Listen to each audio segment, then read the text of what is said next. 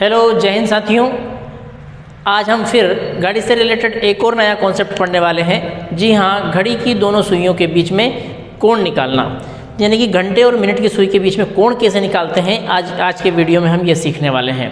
तो हमारा टॉपिक आज यही है, कोण निकालना। तो शुरू करते हैं आज का वीडियो।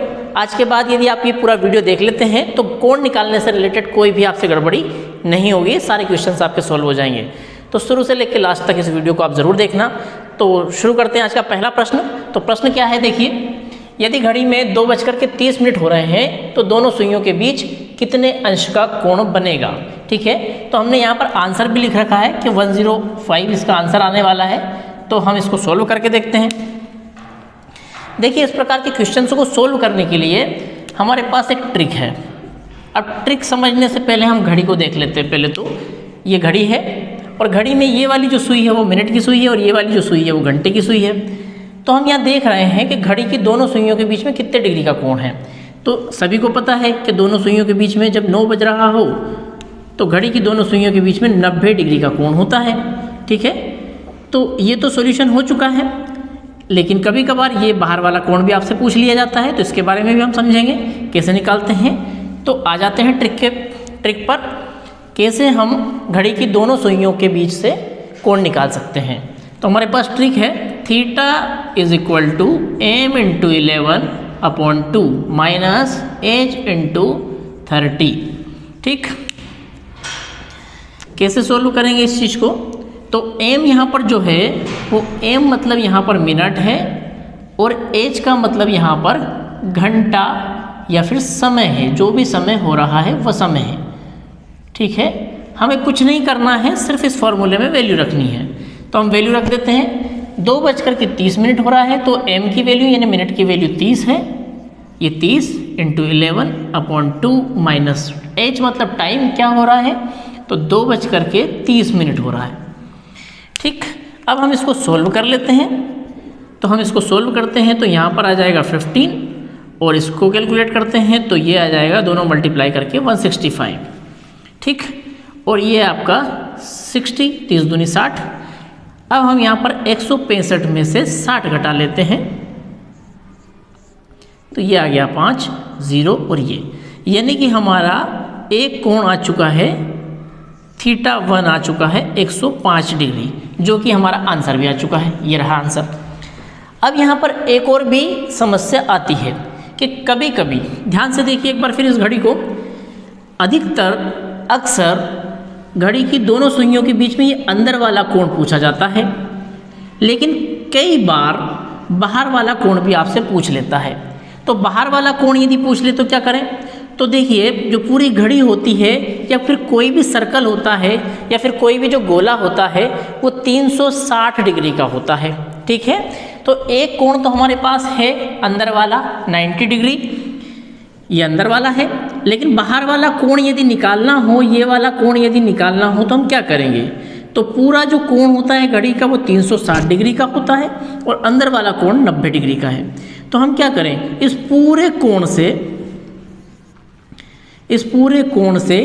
पूरे 360 में से इस अंदर वाले कोण को, ध्यान समझिए, ये पूरा कोण है 360 डिग्री का और इस पूरे कोण में से अंदर वाला कोण यानी कि 90 डिग्री को हम घटा देते हैं। तो हम जब अंदर वाले कोण को पूरे कोण से घटा देंगे तो हमारे पास बाहर वाला कोण आ जाएगा। ठीक है, तो हम घटा दिया हमने यहाँ पर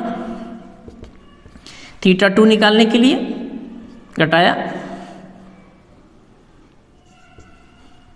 ये आ जाएगा 270 डिग्री। ठीक है, इसमें आप वापस यदि 90 जोड़ें तो ये वापस 360 आ जाएगा ये। ठीक है, तो हमारे पास देखिए ये हो गया है। जो बाहर वाला जो कोण है ना प्यारे बच्चों, ये हो जाएगा 270 डिग्री का। बाहर वाला कोण कितने डिग्री का हो जाएगा, 270 डिग्री का। इसी प्रकार से हमने यहाँ पर निकाला 105 डिग्री, तो हमें आंसर मिल चुका है। ऑप्शन में यदि 105 ना हो, ऑप्शन में यदि 105 ना हो तो ऐसी कंडीशन में हम थीटा 1 तो निकाल चुके हैं, थीटा 2 निकाल लेंगे। अब थीटा 2 हम कैसे निकालते हैं, तो थीटा 2 निकालने के लिए हमको कुछ नहीं करना, 360 माइनस 105 करना है, जो कि थीटा 1 आया है, जो कि मैंने आपको इस तरीके से बताया। अब यहाँ पर देखिए ये 5 फिर 5 और ये तो जो θ2 की वैल्यू आएगी वो आएगी 255 डिग्री। तो मेरे हिसाब से आप ये कॉन्सेप्ट समझ गए होंगे कि मैं आपको क्या बताना चाह रहा हूँ, आपको एक बात क्लियर हो गई होगी।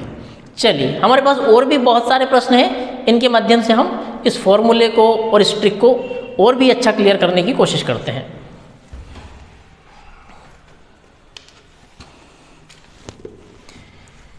तो देखिए, फॉर्मूले को बार बार लिखिए ताकि आपको याद हो जाए। अब हम क्वेश्चन नंबर 2 ले लेते हैं। ये रहा हमारा प्रश्न नंबर 2।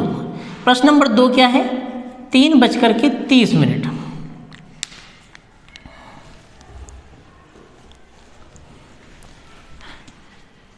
3:30 हमारे पास समय हो रहा है। अब फिर से हम फॉर्मूला लिखते हैं, θ = m × 11/2 - h × 30।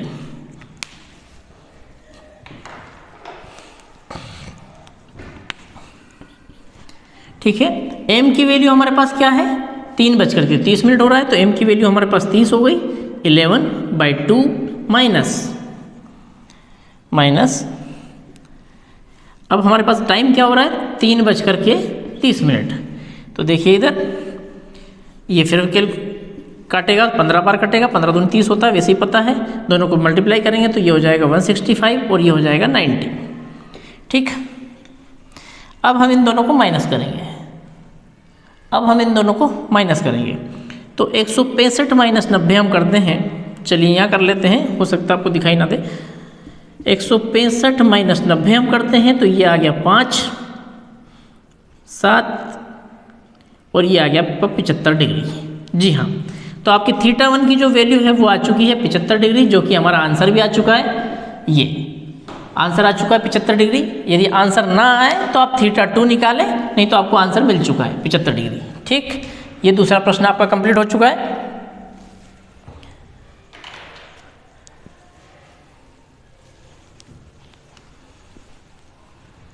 चलिए तीसरे प्रश्न की ओर चलते हैं।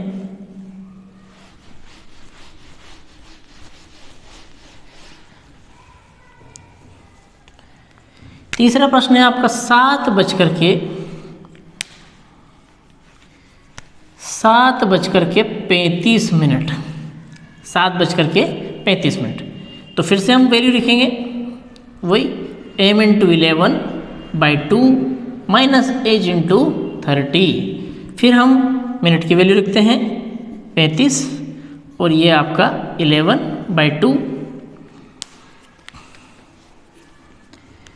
और टाइम हो रहा है आपका 7 × 30, यानी 7 बज रहा है तो 7 बज रहा है आपका 7 × 30 हो गया।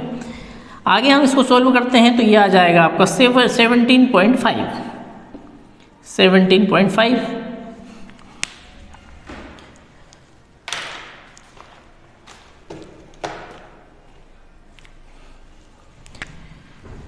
17.5 को हम मल्टीप्लाई करते हैं 11 से और इसको सॉल्व करते हैं तो ये आ जाएगा 210। अब इसको हम कैलकुलेट कर देते हैं तो ये हो गया 11 × 5 = 55, 5 11 × 7 = 77, 77 और 5 82, 82 का 2, फिर यहाँ पर हासिल आ गया 8, 11 × 11, 11 और 8 19, तो ये हो गया 192.5। अब हम इसको वापस से यहाँ चलते हैं, ये यहाँ से यहाँ लिख रहे हैं क्योंकि आपको दिखाई दे अच्छे से। 210 - 192.5। ठीक, ये आ गया आपका 5, फिर वापस 7, ये आ जाएगा 1 और ये आ जाएगा आपका 17.5। तो आपका जो θ1 की जो वैल्यू आ गई है वो आ गई 17.5। तो देखिए आंसर भी आ चुका है आपका 17.5। ये तीसरा प्रश्न आपका सॉल्व हो चुका है। चलिए चौथे प्रश्न की ओर बढ़ते हैं। ये आपको क्लियर हो गया होगा।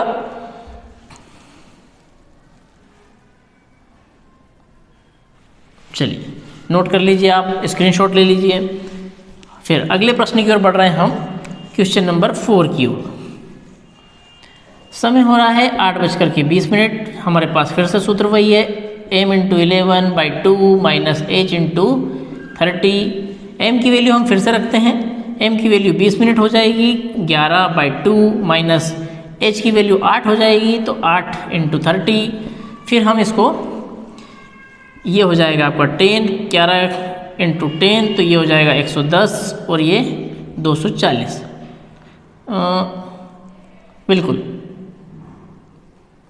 240, ठीक है। अब हम इसको माइनस कर देते हैं, 240 माइनस 110, तो ये हो जाएगा 3 और ये 1, तो ये आ जाएगा 130। तो θ1 की वैल्यू आपकी आ गई 130 और आपके पास आंसर भी आ चुका है 130 डिग्री, ठीक है। तो ये बात आपको क्लियर हो गई होगी, मैं ऐसा समझ रहा हूँ, 130 डिग्री। चलिए अगले प्रश्न की ओर बढ़ते हैं।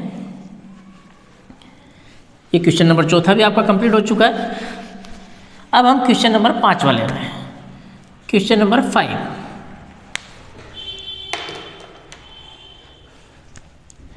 क्वेश्चन नंबर 5 में टाइम हो रहा है 12:40। फिर से हम फॉर्मूला लिखते हैं, फॉर्मूला बार बार लिखिए ताकि आपको याद हो जाए। m × 11/2 minus h × 30। चलिए, टाइम मिनट हो रहा है आपका 40 और ये 11/2 और टाइम हो रहा है आपका 12:40, तो यहाँ 12 ले लिया।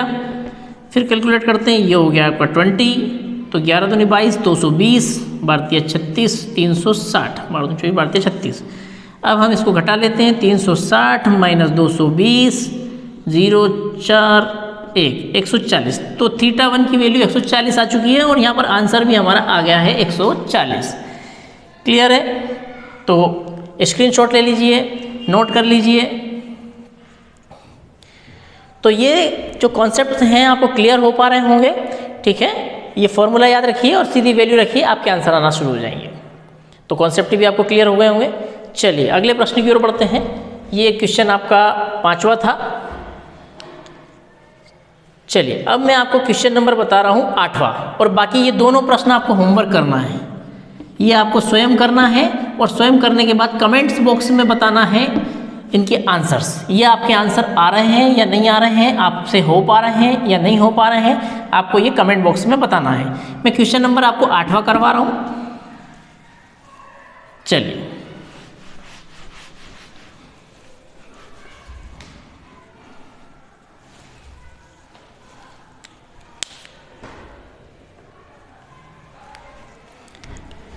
क्वेश्चन नंबर 8 में लिखा है 8 बजे। जब समय 8 बज रहा हो तो घड़ी की दोनों सुइयों के बीच में कितने डिग्री का कोण होगा, ये आपको बताना है, ठीक है। तो ऐसी कंडीशन में मैं आपको बता दूं, इस प्रकार के प्रश्न को यदि आप सीधा 8 लिखेंगे तो ये प्रश्न नहीं आएगा। 8 बजने का मतलब होता है 7:60। 8 बजने का मतलब होता है 7:60। इससे आपका आंसर नहीं आएगा क्योंकि उसमें मिनट की वैल्यू नहीं दी है, ठीक है। तो चलिए फिर से हम फॉर्मूला लिख लेते हैं। फॉर्मूला बार बार लिखिए, प्रैक्टिस करिए ताकि आपको फॉर्मूला याद हो जाए। Theta m × 11/2 minus h × 30। देखिए हम निकालते हैं फिर से वैल्यू, थोड़ा सा इधर लिख लेते हैं। थीटा m × 11/2 h × 30, तो मिनट की वैल्यू हो गई 60, 11/2, और घंटे वाली जो ये जो घंटे वाला जो की वैल्यू है, h की जो वैल्यू है वो हो गई 7 × 30। देखिए काट दिया, आ जाएगा 30, 11 33, 330, 7 21, 210। हम 330 में से घटा लेते हैं 210 को, घटाया तो 2 1 120। θ1 की वैल्यू आ गई है 120 डिग्री। तो आंसर भी हमारे पास आ चुका है 120 डिग्री। तो मेरे प्यारे बच्चों, यदि आपको ये कॉन्सेप्ट समझ में आया है तो आप ये जो दोनों प्रश्न मैंने आपको छोड़ दिए हैं, क्वेश्चन नंबर 6 और क्वेश्चन नंबर 7, इनको आप करिए, सोल्व करके देखिए और कमेंट्स बॉक्स में इनके आंसर जरूर लिखिए। और यदि नहीं समझ में आया है तो वो भी लिखिए कि हमें समझ में नहीं आया है, तो इसके ऊपर मैं एक बार फिर वीडियो बनाऊँगा, कोई कॉन्सेप्ट क्लियर नहीं हुआ होगा। वीडियो अच्छा लगा तो लोगों के साथ शेयर करिए, दोस्तों के साथ, मित्रों के साथ शेयर करिए और चैनल को सब्सक्राइब ज़रूर कर लीजिए, ठीक है। जय हिंद, वंदे मातरम।